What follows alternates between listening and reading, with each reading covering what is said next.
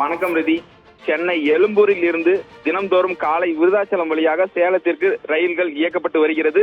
இந்த நிலையில் இன்று காலை வழக்கம் போல் சென்னையில் இருந்து சேலம் நோக்கி அதிவேகமாக வந்து கொண்டிருந்த ரயில் சேலம் செவ்வாய்ப்பேட்டை சந்திப்பு அருகே வரும் பொழுது ரயில் தண்டவாளத்தில் மூதாட்டி ஒருவர் படுத்திருப்பதை ரயில் ஓட்டுநர் பார்த்தார். இதனை அடுத்து உடனடியாக அவர் ரயிலின் வேகத்தை குறைத்து அங்கேயே ரயிலை நிறுத்தினார். பின்னர் தண்டவாளத்தில் இருந்த மூதாட்டியை தண்டவாளத்திலிருந்து அப்புறப்படுத்தியதோடு உடனடியாக 108 ஆம்புலன்ஸுக்கு தகவல் தெரிவித்தார்.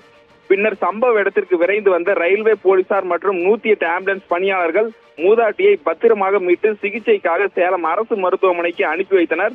இந்த சம்பவத்தால் சுமார் 1 மணி நேரம் ரயில் காலதாமதமாக புறப்பட்டு சென்றது.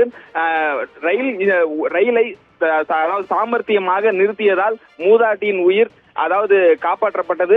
அதிவேகத்தில் வந்த ரயிலை மூதாட்டி இருப்பதை கண்டு உடனடியாக ஓட்டுநர் இந்த ரயிலை வேகத்தை மெல்ல மெல்ல குறைத்து இந்த ரயிலை நிறுத்தியதால் பெரும் அசம்பாவிதமும் தவிர்க்கப்பட்டது. ரிதி.